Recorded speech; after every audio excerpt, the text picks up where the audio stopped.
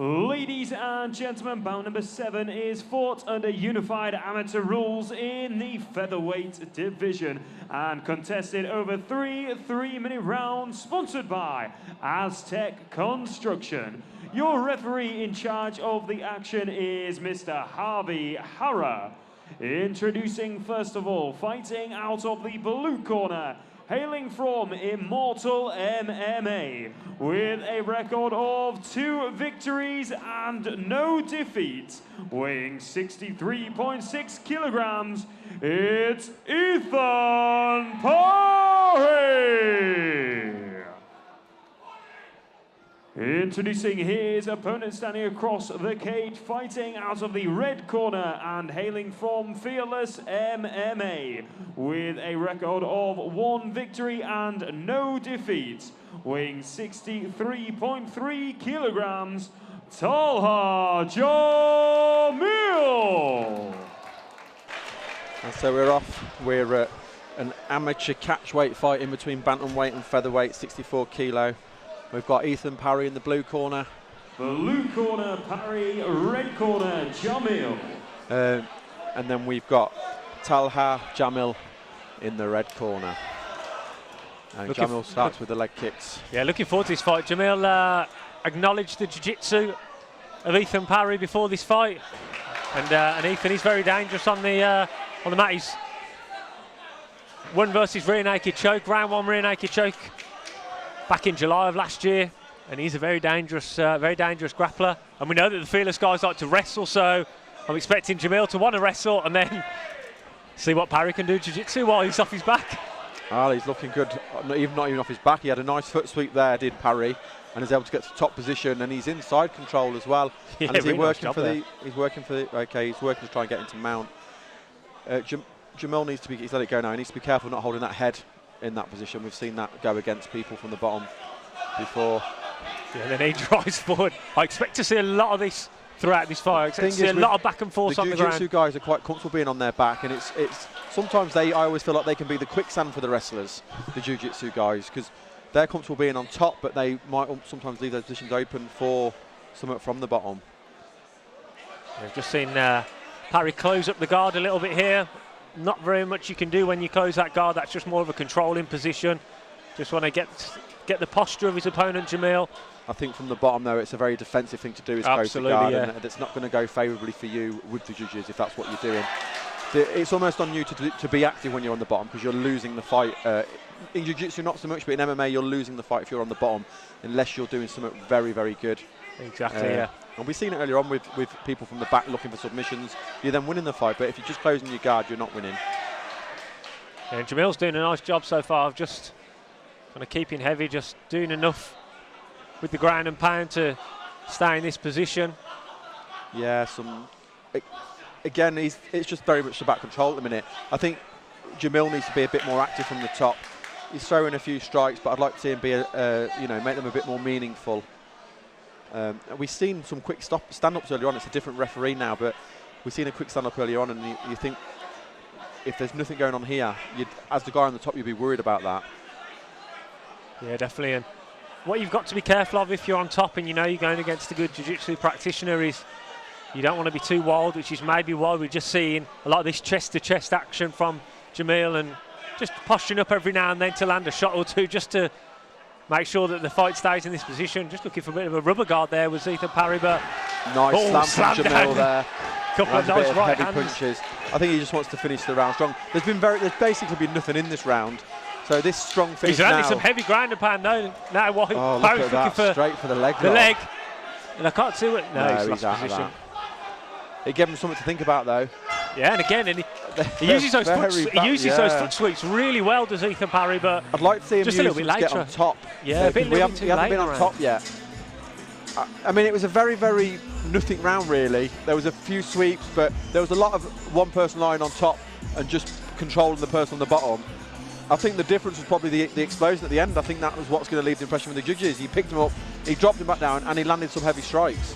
Exactly, because important to remember, obviously, those watching at home that maybe don't follow the rules as closely. It is damage first in the rules criteria, so even when the fight hits the mat, you're still looking to land that damage or effective grappling, which is obviously working your submissions and getting close to finishing those submissions. So when you're just kind of lying in those positions and not really landing anything, and it's not really scoring in any way, shape or form. 20 seconds of damage is going to do more than 90 seconds of control, and that's just the way that the sport is, and that's what we want. We want to see excitement. Anyway, we don't want people to win a fight by lying on top of someone. We want them to do something when they're lying on top of somebody. Exactly. So that's why the guys on top have to remain nice and active. They can't just lie there and they kind of hold their opponent on the ground. Ooh, nice body kick there. Yeah, switch and then Parry fires back himself.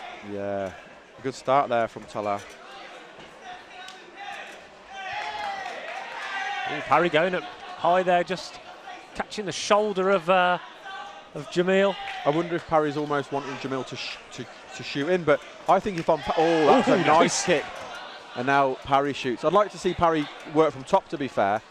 Yeah, it'd be interesting to see what he's got going guy, like. so let's see what he can do on the top. And as you mentioned, a lot of wrestlers don't like to be on the bottom as well. They don't. They're really good and strong and have good pressure on top, but when they get on the bottom, they very close don't to like taking it. The back there as well was Parry. He's looking to sweep that foot. He's got a good base there, Jamil, because look at that, brilliant. Beautiful work for the head and arm throw there. And has he got control? Not quite. But he's in top position out of the two. He's got a butterfly in there as... Yeah, Parry trying to shrink that leg inside and so he's got him back to half guard, yeah. Half guard, half mount, whichever way you want to look at it. So again, it's now on Jamil. He's in top position. It's now on Parry. I mean, Parry initiated the takedown. Has he gone for a guillotine there? Yeah, he's gone for that power guillotine. He's got it connected. It's just whether he's got the... He's up in it. He's trying to get the angle on it, but I don't know how. He hasn't got enough control over the body, I don't think, to be able to finish that. Yeah, he doesn't want to jump guard with it, because the worst thing to do is jump guard and give up position. Yeah, and he wants to be careful of gassing his arms out here as well, because there is that possibility, and that's a wise decision. If you can't feel them gurgling within 10 seconds, it's a good idea to start letting it go. Yeah, because you gash your arms out, it's horrible. Because that head and arm throw again. He's done it again. That's a lovely takedown, that.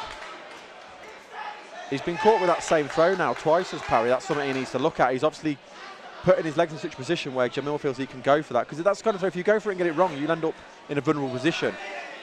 Parry looking to try and escape out the back door there, I think. There as well, look. See how Jamil's got his arm trapped? Yeah, this is a horrible position. He's let it go now. But he did have his arm trapped, so he could punch and he couldn't protect himself. Yeah, it's almost like a bit of a modified omoplata position. Yeah, it was, for me, it was a bit like a crucifix. But the arm was a bit lower down. He didn't have both arms, but it was very similar to that. Jamil's the one that's controlling really where this fight's taking place. The wrestler is out wrestling the jiu-jitsu, I think, at the moment.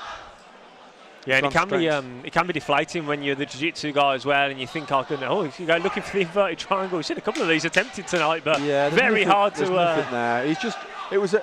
Jamil there was looking for a Kimura. And it was a way to block that. He could be in a triangle position there, but he's up against the cage, which is not going to help him, and he's going to run out of time. I think that's a real good round for Jamil there, though. I think round 2 was much better than round 1. There was more action, and I think Jamil stole round 1 with the explosive finish, but I think Jamil did enough throughout the whole of that round to take that round. I think the emphasis now is on Parry to get that finish. I think I feel like he's 2 rounds down. Yeah, it's as I was saying just before we saw that potential inverted triangle attempt. It can be demoralising for the jiu-jitsu guy when you're trying these things and the wrestler's just smothering you on top and you're having no success and taking you down over and over again. And as you say, I think it's 2 rounds in the books for Talha Jamil going into this 3rd round. So I think in jiu-jitsu as well, you can be on the bottom and be active and win a round.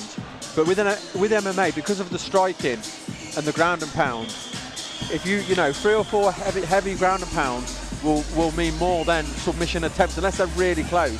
So a lot of time, if you're on the bottom in MMA, you are losing the round. And I think you've got to switch that mentality as an MMA guy, as a jiu-jitsu guy, sorry, when you transition to do MMA. You can't settle on the ground. There's very few guys that have been very successful in MMA at a high level with being on bottom.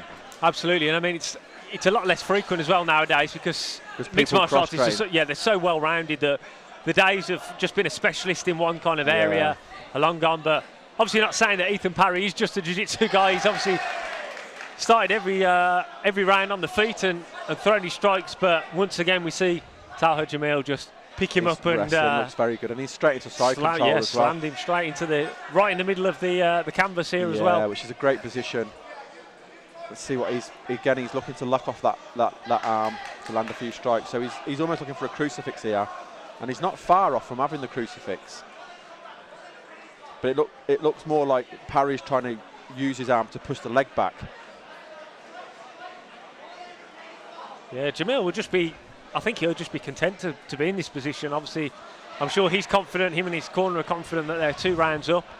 Yeah, the emphasis is definitely on Parry now. Parry needs to change something. What Jamil is doing is working. He's winning this fight with what he's doing. It's up to Parry to change what's going. He needs to change the way this fight's going. But this is perfect for Jamil. He's in half guard there. He's got 1 foot in. He's got 1 foot clearly out. He's holding down the leg as well, which is what you want to do from half guard. It's good for ground and pound. I'd like to see him try and be a bit more active. Is he working for an arm trap? No, he wasn't. I'd like to see Jamil try and be a bit more active from the top, and actually do a bit of damage. He is controlling, but if they get back to the feet and there's an explosive from Parry could take this round back, because Jamil's all he's doing is controlling him. Yeah, but we've seen the first round. Yeah, we've seen Parry close up that guard again, and as we mentioned in the first round, it's a very defensive position when you're on your back. There's not much you can do. The guard though. He's in half guard. If you look, he's past one of the legs. Nice. I thought he was going to let him up then, but it's up to Parry to get himself back to his feet. Yeah, Jamil looks quite comfortable here as well. Well, Jamil is doing whatever he wants to do at the moment. He's controlling everything about this fight. Oh, nice 1-2 lands there from Jamil, and then a little step back right hand. It's a good performance from Jamil. Yeah, and it's over and over. It's that throw over and over again. Every time the clinch has been initiated. That was the easiest of the throws as well. It's almost like Parry just, a mixture of the beard, a bit tired of club, but he just almost fell straight away there. Yeah, he just used Jamil just used the momentum of Parry and almost, like you say, just kind of flicked him over. He did flick him, and he's gone again. He's straight into half guard. He's pulling the leg up there, but he's not got enough going on with the other leg to be able to do anything with that, I don't think. Yeah, you're not really going to be able to do anything from that rubber guard position, that mission control. No, not when you've got your bottom leg underneath. It's a ground and pound to see out his third and final round. Good performance from Talha. I feel like he pretty much all went his way. I think round 2 was definitely the better of the 3 rounds. That was the most exciting round. Round 1 was very much controlled, but the end finish for that I think would have took that. But yeah, I think all 3 rounds there for Talha Jamil. I think him and his corner will be quite content with that though, comfortably dominating the 3 rounds with his wrestling. I think Parry feels like he's lost the fight as well. He's just raised the hand. His body language isn't... Well, he just raised Talha's hand as well. Yeah. He just walked around raising his hand to say you've won that fight. But as we mentioned so often, these amateur contests are about learning, finding your weaknesses, finding where you need to focus on next in your training. And although it'll be disappointing for Ethan Parry, respect as well for getting in there and fighting against someone else who is also coming in to fight, and that's where you're going to learn when you're against real competition, and that they were both against real competition there.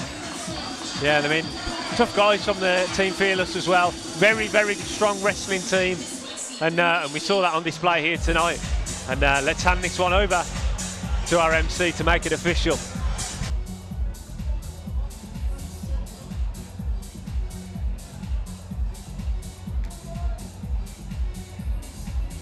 Ladies and gentlemen, after 3 rounds of action, we go to the judges at cage side. Judges score this contest 30-27, 30-27 and 30-27. All 3 judges going the same way. Your winner as the result of a unanimous decision in the red corner, Talha Jamil.